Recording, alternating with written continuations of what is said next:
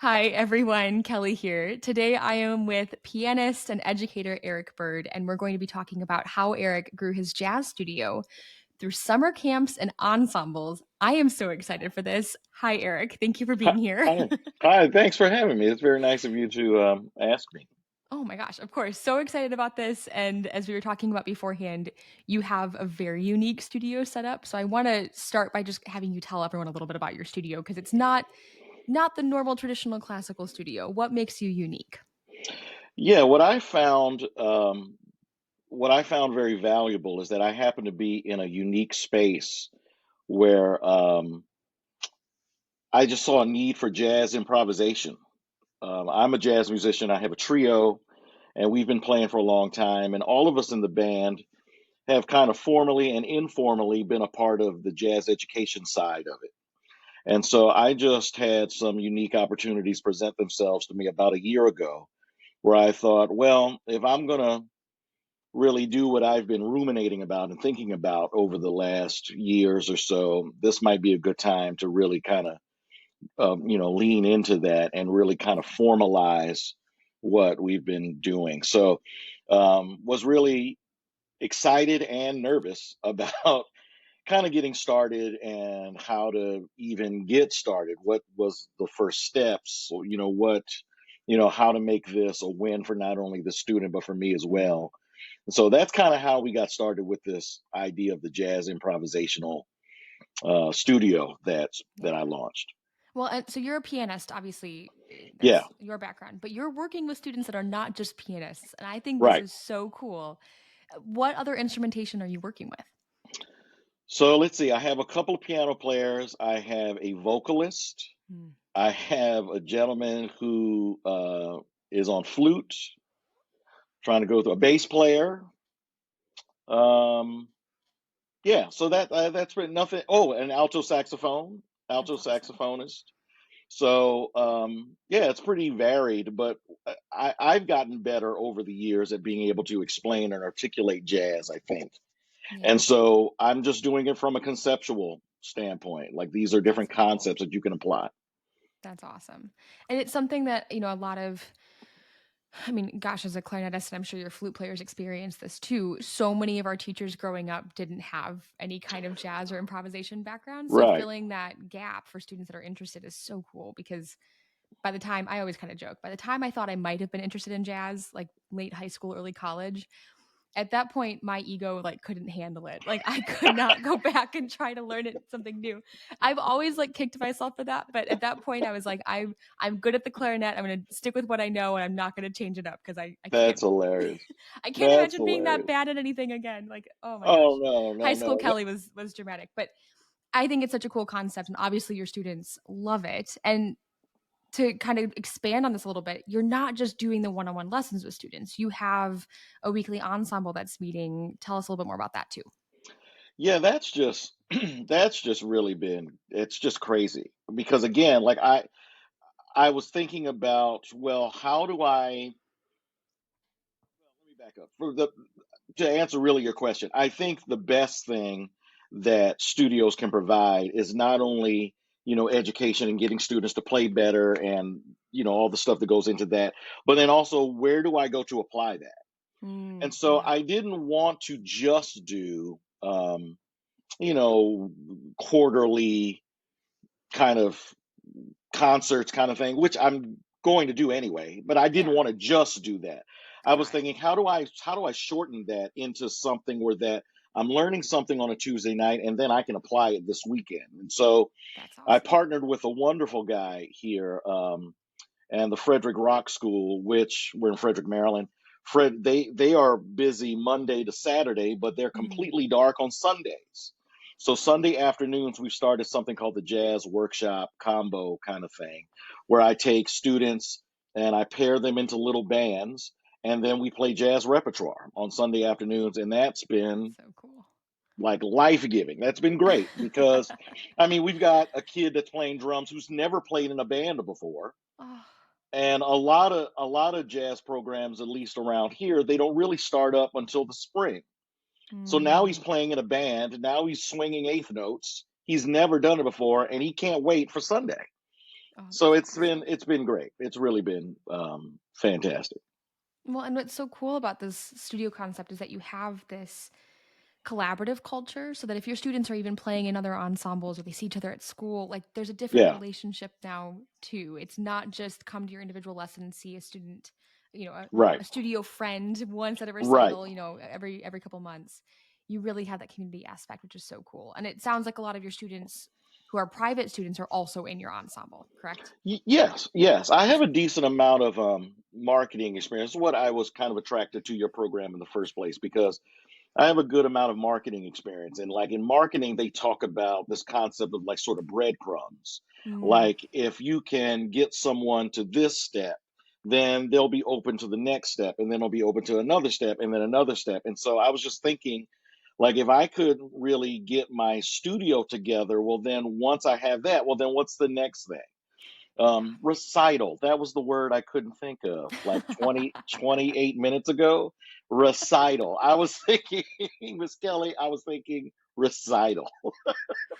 That's where I was It's going. been a It, week, man. It's been a week. it It's all good. has been a week. It has been a time, thank the good Lord. But Oh my I was god. like, instead of like programming these recitals every 2 months or every 3 months, and I'm like, jazz is really hard if you're only going to do it with people Mm, once every 2 months. yeah. And the best thing about jazz improvisation is that interaction with other people. So much of that magic is when you're Yeah. actually playing it. And so I was like, man, if I could create a little block here for the studio, but then something on a weekly basis, and Mm. and then it one feeds the other, and it just it's gonna really blow up. I can see it already. That's so cool. I can just picture too, like leaving a lesson where you've worked on something. You go to Yes, jazz workshop on Sunday and you play in your ensemble and you try something new in yes, improvisation for your colleagues that you've never done before. And I know that in that community, they're going to get praise. Like, man, that was so yes, cool. Like, that was awesome. And you're continuing to build that up. Improvisation is so personal and it's yeah, so vulnerable, and having that community and that support where you can try things in a safe place and then go back to the lesson and keep workshopping it. I mean, yeah. what a perfect system. Like, it's so cool. It's so Yeah, exciting. yeah. What I would do with High School Kelly, what I would do with High School Kelly is that I would take High School Kelly with all the other students, and I would play a blues, and I would say, I want you to play all the notes that you think are the worst note choices that you can Ooh. possibly make. Play all the things that you think that there's no way that this could possibly be musical. And then they go through that. We go through that for about 5 minutes where they just play whatever they want to play. And then Mm. I say, okay, nobody got hurt. We still I still got your money, so I still got your, so I'm pleased. Nobody's calling you names, Yeah. nobody's bullying you, nothing bad happened. So if that is quote the worst you're going to sound, Mm. now let's go from there and let's figure out how great. And Oh, I what got chills. That is invariably so cool. happens, yeah, and what invariably happens is what you played that you thought was awful probably wasn't even that bad. Mm. Yeah, Wasn't listen even to that it back bad. on the recording and it was It not wasn't that bad. earth-shatteringly It horrible. wasn't that Yeah. bad. Yeah. So Oh, that's what that's I would cool. do. That's Oh, what I I do. love that. I know. Yeah. Yeah, I need to go back in time and give her a little pep talk. Yeah. Yeah. We all need that sometimes. Okay, so backing up for a second, we met in like late March of this year to kind of Okay. orient everyone. It's been about 6 months. The Uh-huh. first 2 months that we were working together, workshop was in the works. Lessons were something we wanted to do, but it was kind of on the back burner because we had another project, and Yes. that project was camp. And Yes. your jazz camp this summer, I mean, I'm so stoked about this. But you had this idea. It was already something that you were working on and planning. At that time, when we first met, Hmm. what were you struggling with? What were your frustrations? What was holding you back from camp? Good questions. My very off the dribble was is anybody going to register, Mm, and will yeah, anybody know that it's even happening? yeah. So what I knew I had to do, which you provided such a great infrastructure for this stuff. It's got to be, the building is only going to be as high as you go down in the ground, right? So the foundation of your organization has really got to be like permanent. It can't be made out of wood. It's got to be concrete. And so like you just you hooked me up because I was like, well, it's got to be more than just a cloud drive of like, here's how you no, but that you were showing me stuff like, how to how to integrate the registration with the payment page, Mm, which does it look professional? Does it sound professional? Are you asking the right question? Here's the cancellation policies. Here's the, so it was like that kind of stuff I was worried about because I really didn't know mm. what that was going to look like or how that was going to be. I really didn't know. Like I've sent my kids to camp. I've been a teacher at other camps, but I didn't know like really the infrastructure stuff. So Well, that was and a the big details will trip you up every time. the Like they devil's will in the hold people detail. back because it's scary. I totally Yeah. get that. Yeah, Absolutely. and I was like, "Oh my lord, like I guess I do have to ask, are there allergies? I guess I do have to Yeah. ask, are there any just random things that would be impactful to a student's ability to learn and be around other kids and all that other stuff. And, I know that we're not supposed to be in COVID anymore, but there are kids that are concerned about, in close proximity with other kids. And so Yep. that kind of stuff was like a little daunting to start Yeah. off. And then the other thing was, just making sure that it was getting into those spaces where people can hear about it and respond to it because let's be honest, nobody really knows what Mm. jazz is supposed to be. They don't know what it's supposed to sound like. So that kind of stuff was really the concern at the very beginning. Yeah. And when we were putting camp together, and I know we just keep calling it camp, but like that's kind of been our internal label for it is, Yeah. some teachers will run multiple camps. Like this Hmm. was just the camp, like mega Yeah. camp was kind of what we Yeah. went for. Yeah. Or what it became, maybe inadvertently. I think our initial goal, I remember you saying in April, like, if I could just have 20 kids in camp, I remember saying, like, it might be kind of a lofty goal for our first time, but like, if I can just have 20 kids in camp, I would be overjoyed. How many kids did you have at camp this year total? 41. Oh my gosh. 41. So stinking cool. And those 41 students, how many of them had you had prior contact with? Did you know a lot Oh, of them no, before camp? zero. That's Zero. awesome. Zero. That's awesome. And a lot of them obviously now are in our jazz workshop on Sundays, are in Yeah. lessons. Like that's where quite a few of those leads have come from is from camp. So it created sustainable income. Yes. But this first 2 month period, we were really, really focused on this big project because it was not just you that was involved. You had hired other teachers from, other Yeah. your trio mates were involved. We had the school that we were paying for rent. Yes. There were other pieces in place and we needed to make sure it got off the ground. So Yes. we talked about the infrastructure. Let's talk about the marketing a little bit. Hmm. I know you have a marketing background, and so for someone who is listening to this, they might be thinking, "Well, gosh, he already knew what to do. He is confident because he's done some marketing." What of your previous marketing worked, and what did not work for camp? It's a really good question. Previously, what worked is just social media. Yeah. And let me just also, just as you know, I am not a social media person. Like if it all went away, I'm so impressed by what you do because your social media is like so on point, and I'm still like, I took a video of the workshop Sunday, and I'm like, what's a reel? I'm like scrolling through. But you're I'm going, making them now. I but see I'm those making them. reels. They're great. I'm making them because I know the. But you're like your stuff. I'm just like, how did she do the thing with the overlay of the? So I'm like, that's beyond. So social media, I had experience with, and I know that that works. Um, what did not work was only relying on social media Mm, as I kind of wanted to do. okay. You kind of I kind of knew, but you kind of kicked me in the pants going, you gotta like, you gotta make a school list. You've got to be intentional about getting yourself in front of the faces of the people, which is the market share that you want to reach. Yeah. So you got to make a contact with the person who's actually directing the jazz band, and that's the person you actually have to talk to.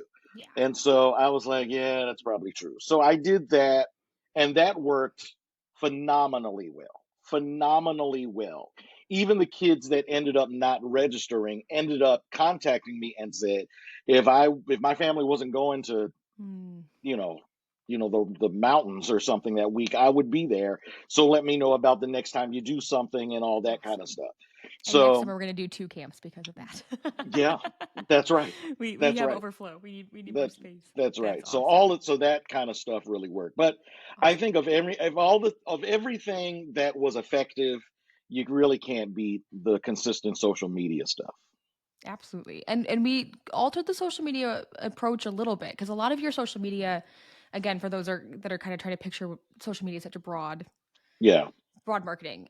Eric has a following because of his trio. I mean, you guys have a local following. You do these gigantic holiday concerts every year, and you sell out at what 1,000 people. Like you've got a really really great local following and a lot of connections in the community. However, a lot of those people that you have connections with are not young students interested in learning jazz, correct. right? So Correct. that's kind of where the gap is. So other things that we Yes. were trying is like we were using Facebook groups and we were using Nextdoor and we were doing posts where it was a little bit more targeted towards that Yes. demographic that was different than our normal social media reach, correct? Yes. I mean, Awesome. jazz, the average jazz fan is an older fan. Yeah. So what we had to do is that we had to talk to that older fan and then their kids. Yeah. We had to talk to Yep. their grandkids and their kids. So Yep. that's a little different. That was a different kind of approach. And so some of the things that you suggested doing really paid off. Great. And obviously, 41 students was amazing. I want to get a little bit more into the Yeah. numbers quickly, and then we're going to talk more about the studio as it stands right now. Sure. So, camp smashing success with 41 students. What was the gross revenue from that 1 week of camp in June? So I think I figured it out to be about $11,000. Woo! Oh my gosh! And what was because when we talked about overhead, we had hired other teachers, we had books, Yeah. we did shirts for all of our jazz Yeah. camp attendees. It was a really really great branding. We had other expenses there. What was Hmm. your take home, like meaning your net profit after expenses for the camp? Sure. Around $7,000 Really healthy for 1 week. That ain't bad. for 1 week. That's Yeah. For one awesome. week. Yeah. And after that point, we pivoted a little bit because camp was our first goal. Hmm. The second goal was now, again, like Sunday jazz workshop and lessons. So from there, the rest of the summer, we kind of pivoted. We did take a Hmm. little time off this summer. We came back kind of full swing late July, early August to build the studio. Yes. What has helped you at this point to build your studio? Because the studio numbers are growing as well. We've got, I think, between lessons and workshop, we're sitting about what, like 18, 19? Is that what we said? Somewhere in there? Correct. Yes. Okay, So yeah, awesome. high And teens. we did not have, I think we had one student before. So there's been a lot of growth there too. Yeah. What has been working in that growth? Good question. These are all good questions, but that's a good question too. I think what it is, um, I think just being very clear about the student you want. Mm, I think that's really. I think before, if I had to distill it all down, I think that targeting that mm, was really that was the clarity for me. There's a great like kind of a Instagram reel or TikTok of Denzel Washington, the actor, and he said when he first started acting, someone got, I think it was Marlon Brando of all people, like got to him and said, "Kid, your career will not be defined by the movies you take. It's the movies you say no to that will mm, define your career." And I was like, wow, that'll preach. So for me, it was really clear on, I want to do jazz improvisational yeah, lessons. And I can do that not just on piano, but I can do that on other traditional band instruments, and I can do voice. Um, I had tried unsuccessfully, which is why I didn't want to use you at all. Because my private teaching was the typical 9-year-old kid who's looking out the window at everybody playing on the playground. They didn't practice their piano for the last 2 weeks, and I'm trying to put a book in front of them to teach them, the theme from some movie, and they yeah, are not interested in this at all. But their mom says that they should have a piano. That was 95% of all my prior experience with my studio. So I didn't want to do it at all, and I didn't see a way of making it happen, and I mm, certainly didn't think it was going to be, financially viable.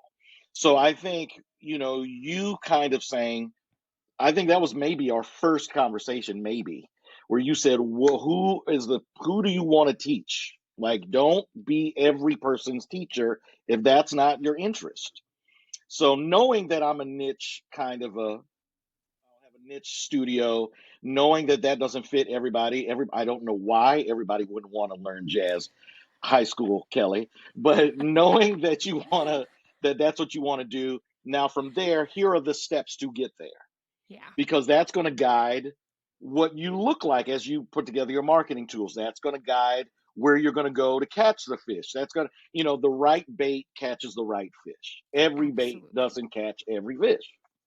Absolutely. And as we got more specific, I know, like, I'm just thinking back to the last 2 or 3 weeks Yeah, and the emails and the Facebook posts that I was getting from you that were like, oh my God, I've got another one. Oh my God, I've got two more. yeah, And that has sped up a lot as we've gotten more specific and as we've yes, told the school band directors and the school jazz band directors who exactly you want to work with and what you yes, can and what you can't help with, as we've incorporated more of this kind of group learning and social learning, and we've brought students into the workshop or camp and then had the individual conversations with students that you felt really strongly that you wanted to work with, right. being very intentional in that follow up so that you're giving energy to the places that you want to attract more.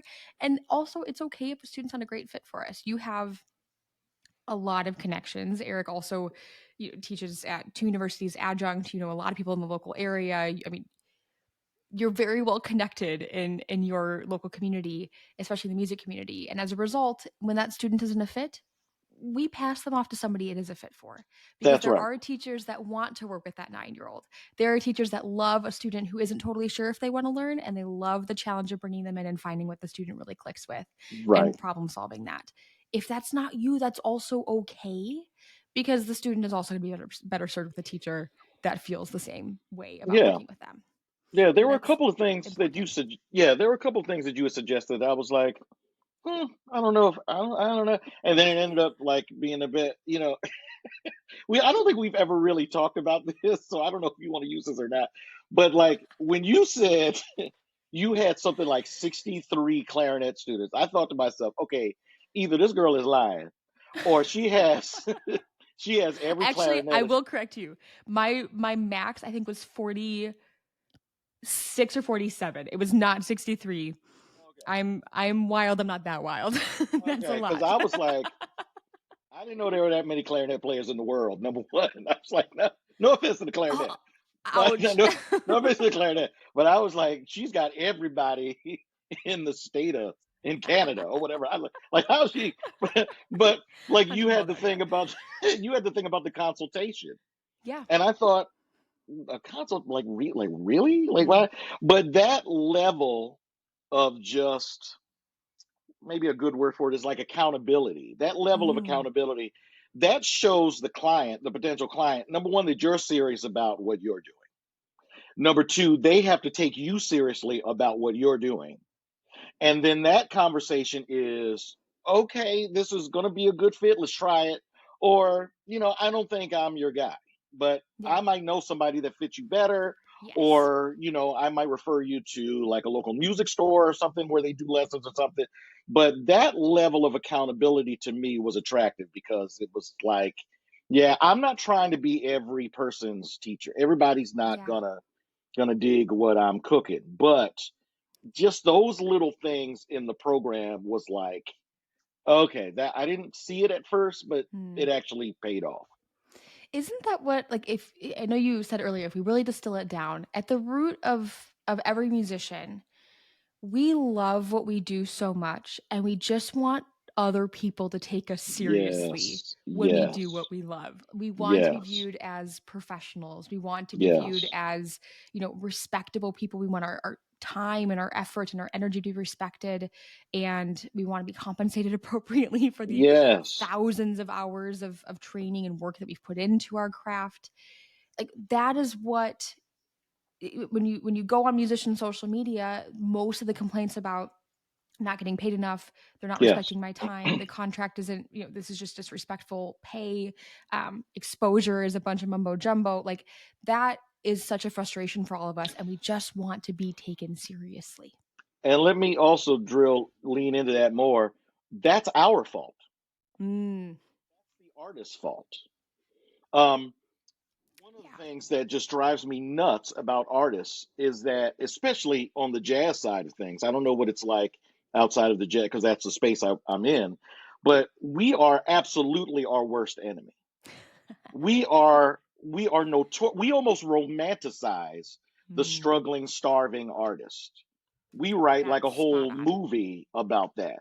And Yep. I've never subscribed to that. I have Mm, never, ever, ever subscribed that because I'm a musician or because I'm an artist or because I play jazz, I have to then be broke. Like, I mean, you know, I know that you are a very accomplished musician. thank you. Because you are an accomplished musician, you spent a lot of that 10,000 hours of mastery that cost you a lot of money. You should not have the It should not be suggested that you give that away. Yeah, And if absolutely. anybody watching if I can just I am not on the Wynton Marsalis level of compensation. Okay, I'm not. But I've been able to make a very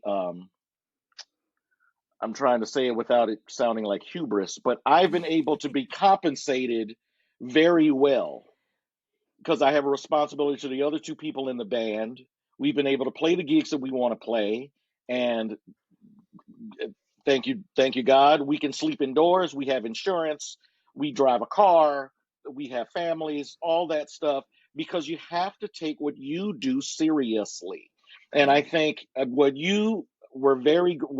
attracted me to the program and how you put it together is that the depth and the specificity of the detail means that you take it seriously, and I'm attracted to that. I'm attracted to excellence. I wasn't interested in, oh, I'm going to open up a jazz improv studio. I'm going to put a flyer up at the grocery store and hope somebody calls me. Mm, You can yeah. do that. You can do that, but that's got to be coupled by a bunch of other infrastructure, concrete, like real strategies on how to make this work. And it's paying off. It's absolutely paying off. I am so, first of all, ditto. Can I just like ditto everything that you just said? I went through this whole Man, articulate go thing, and you off, go, Eric. ditto. What That he was said. awesome. Thank you. I'm gonna cut that one up and put it on Instagram later. Um, in all seriousness, though, like that professionalism is so important, and I think when we talk to musicians, and I know you see this when we get on calls with our OTB community, and we're talking about the how and the why and how do we prepare.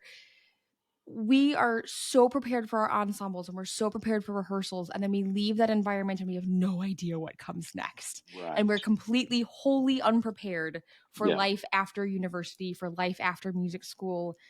That's a whole other pain point of mine, and I have complaints, and we'll kind of put that aside for now. But the seriousness with which you approached this process is important, and it matters that you take that mindset, and from the very beginning, if I could give one piece of advice to anyone that's listening, as Eric is talking about this professionalism and really focusing on being compensated appropriately, when something was difficult, we didn't like willingly, openly subscribe to everything. There were definitely things, like you said, that we talked about, and you were like, I don't really know if that's going to work for me. And we Sure. refined a little bit, we tried it, and the things that really worked we did more of, and the things that maybe were just less comfortable or you didn't want to do as much of or it wasn't a good fit, we set aside. But we Sure. pick the things that we know are going to work, that we're confident in, that we can present professionally, and we lean into those and we double down on them. Because when you find what works for your studio, we have to, and for your business and for your performance, we have to make sure that we're doing that sustainably and not adding a bunch of the other fluff. Like, Yeah. if you don't want to make Instagram reels, you don't have to make Instagram reels. If you love making video content, then we're going to make sure that that's the best it possibly can be. Yeah. And that level of focus that you brought is what has made the studio so successful. Well, can I also, yeah, I don't know where you want to go, but Oh, you're fine. I just want to make sure we say this because what you just said was really, really great. You and I arrived at a price point for lessons. It would not have been my price point. Mm. I would have probably gone, and I think I probably did. I think I probably went, that seems, I mean, I $8, think $8. I think if I remember, your direct quote was, "Well, we'll see about that." That sounds like me. I was like $7 for 2 hours of private lessons. Do you think that's too high? $7 is a lot of money. And then, I was thinking $7. And then, do you know that no one, zero people have asked me about the price. Zero. Zero, like not once. Not once has somebody gone, "Oh, I would love to take lessons from you, but I just can't afford." Zero. Yeah. Zero. The other thing, And if that happens, we have contingency plans in place. If you yes, want it to be accessible yes, and affordable, we absolutely have plans for that. Totally. yeah. The other thing that I was just yesterday, I had a brand new student yesterday. He said, "Hey, man, how do you want to get paid?" I said, "In advance for the month. Here are the ways." He was like, "Cool, cool." Like cool, like not there is not one of my it has not been one of I can't even get it out. None of my students have expressed any kind of issue with paying me in advance. Yeah. Now I would be reticent to ask, and Mm. I think one another thing that artists do is that we create an opportunity for people to not do what we want them to do, and then we complain about why they're not doing what they can do. Yep. So yeah, so the fee is this, but if you can't pay me all at once, you can pay me three Yep. cents every 2 weeks, and I can put you on a layaway plan. But then I have to write it down. Oh, I lost the paper. Maybe I'll put it. You you were like, no. This sounds like personal experience, Eric. Oh my lord, just yeah. And that's one of the reasons why I didn't do it for so long. I Yeah. didn't do it for so long because I was like, it's just a pain. It's just a pain to just keep track of like who's paying you when and what the software that you suggest, the price point, all the stuff that we talked about. It's all working. It's all working. It makes me so happy to hear that. And the studio in the last few months, I know we kind of hinted at this right now. So we've got about 18 students. We're doing like what, $2,500 a month in revenue in the studio right Yeah, now. Okay. yeah, That's in addition to your adjunct positions. We've got a lot of other things on your plate. That predictability, that consistency, that, and we should note too, like that's like what, 7 hours a week of yeah, 7 to 8 total between private students and workshop. Yeah. So I yes, mean, we're in a really comfortable, sustainable place. And yes, when you put so much energy and effort into your craft, you absolutely deserve to be fairly compensated. Like point blank, yeah, period. yeah. There End absolutely of needs to be end of compensation for story. that. Yeah. I want to like come in for a landing a little bit. And we've talked Okay. about a lot of stuff, and I really appreciate how open you've been and how much you've shared. I know this is going to be helpful for someone watching this. If you look back on the program and you think back to April, why did you decide to move forward? Like what was the thing that kicked you over the fence and said like, A, I'm going to jump in and actually work in the studio and make this move for myself, and B, I want to do it with the Outside the Box program. Very good way to phrase that. I'm going to kind of go 30,000 and then kind of land the plane. I'll try to do that quickly because I can be verbose. You and I seem to talk like we've known each other for years. I know. And it's like, we don't. We're friends. I mean, we're colleagues. We're friends. I we, know. we get It's like, it. This has been a fun 6 months. um, well, I knew that I was going to be going through a transition in my occupational life. So I knew that I was either going to pick up another kind of job, day job kind of thing. But I wasn't really attracted to that because I was thinking, man, I just think that there might be something here. Hmm. I think there might be something here. Two, um, it's great to be a musician and a Gemini where you have the good and the evil because I'm incredibly insecure, yet I'm also terribly arrogant. So it's like I don't think I don't think that it's going to work, and I don't think that I can do it. And at the same point, like I'm also competitive. Like if I have to bet on me, then I love those chances. Like tell me I can't do it, and I'm absolutely going to get it done. I'm going to stay up all night. I might cry, and I might need a shot of bourbon, but by 6 a.m., I'm going to have it. Like, I'm going to have between prayer, the Old Testament, and a shot of Jack, I got you. Like, I'm going to get it done. So I'm competitive. The other thing was you presented it in a way that was tangible. Hmm. That's, I think, where I'm going to land the plane. You presented it in a way where it was a tangible. When I first heard about you and like you had 402 clarinet students and five of them played oboe, I was like, okay, number one, I'm We've gone busy. 10x on this. I was like, first of all, ain't nobody got time for that. Like this girl she has to be doing 400 hours of private lessons a week. I'm not doing that. Like, there's no way I'm doing that. And in our first conversation, you were going, no, no. No, you decide here are the amount of students that you would need to get to the goals that you want to have. You get to decide on how you want to divide that up. The Mhm. pandemic, of course, was awful for all of us.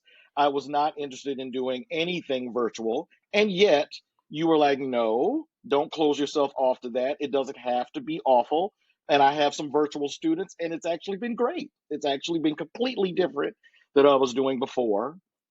Um, and then another thing was, I think, just the steps to get to those goals Mm. were not as giant as I thought they were. How about that? Giant steps, John Coltrane, jazz. They weren't giant steps that I thought.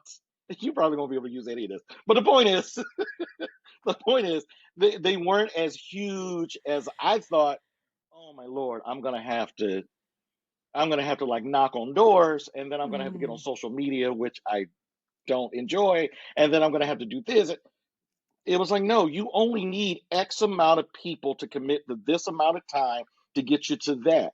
And I actually spend now Saturday and Sunday not working. I don't do it if I don't have to. Yeah. Now, Sunday I'm working because I'm doing the jazz workshop, but you know what I mean. I don't wake up every day with this fear like, oh my Lord, I've got to sell advertising space to these Mm. 10. It's not that. It's no, you have a plan, work the plan. You can't complain about the plan until you work the plan. So work the plan. Give yourself time. Give yourself time to say, okay, I can still be a parent. I can still be a husband. I can still see my kids play basketball or whatever they're doing. It's not insurmountable. Yeah. It's not like like all in 23.5 hours a day. It's not Right. all consuming. And so Right. that's what I think kind of kicked me over. You just broke it Mm. down. I'm laughing because those first conversations, I think I was probably the most cynical person maybe that you met. And I was going, yeah, okay, girl, that ain't really. And you're like, no. And it's happening. It's actually happening. I think I'm going to go so bold as to say I'm going to need a waiting list probably after the holidays. I'm thinking about I think 2024. so. I'm going to have to put people on hold.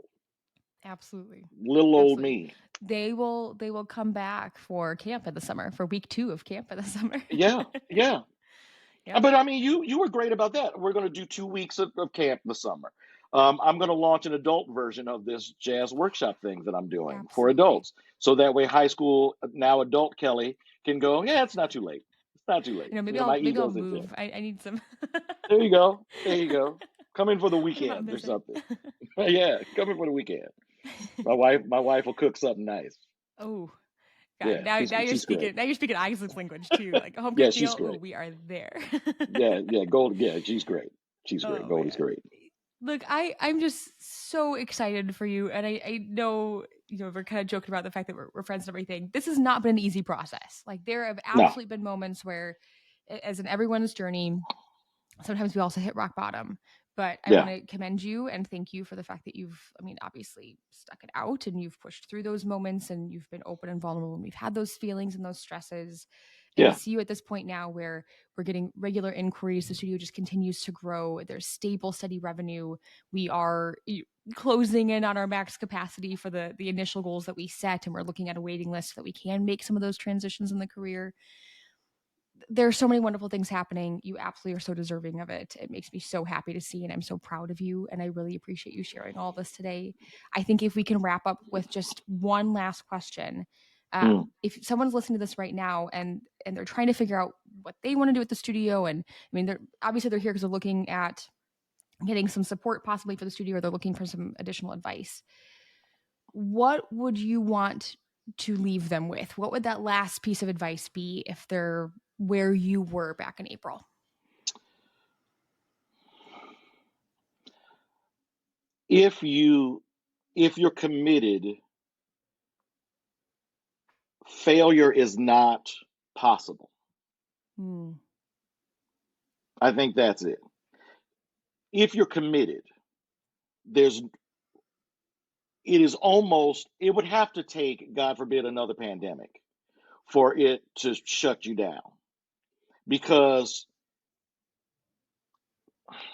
it sounds simplistic, but it actually works. It Mhm. actually works. The plan works. It's not magic, and it's not like it's going to do the Yeah. stuff for you. It's not plug and play. It's not throwing seed into your garden, watering it, and walking away. Like, you got to be diligent at keeping the weeds out of your garden. But like, if you're committed to it, now, for me, I'm also very impatient. So I was hoping to have more students quicker, and I'm now getting into, yeah, there are a couple of factors that are going into, like football season, where band kids are in Mhm. the band Yeah. for football season, and that is a decision making for kids. They're going, well, the school year started. I know I'm doing band. This is a new program, and I've had people tell me that, I'm going to wait till about October, November before I join, because I just want to make sure academically I'm good and that kind of thing. And we're going to be there. We're going to be there to be able to teach them. So the numbers didn't come in for me the way I wanted them to, but the plan is working. The plan works. If you work the plan works. There's Yeah. no way you can fail. And I really appreciate you saying this, Eric, because I'm also thinking back to a conversation we had probably about 2 months ago where Yeah. the conversation was, "I don't think the plan works. I don't know if the plan works." Yeah. And so to hear you come around on that, and the patience piece obviously is part of it, but also in the last 2 months, what you've done in your consistency and in that diligence and in, like, going back to leads, going back to people, like, Yeah. making sure that you don't abandon the efforts halfway through Yeah. has been so incredible. I'm commending you for it again because it's just been so impressive, and obviously wonderful things have happened as a result. Well, This has been amazing. different things will pop up for people, and like, that's Yes. that for Yep. me. It depends. In my corner of the sky, it's this thing.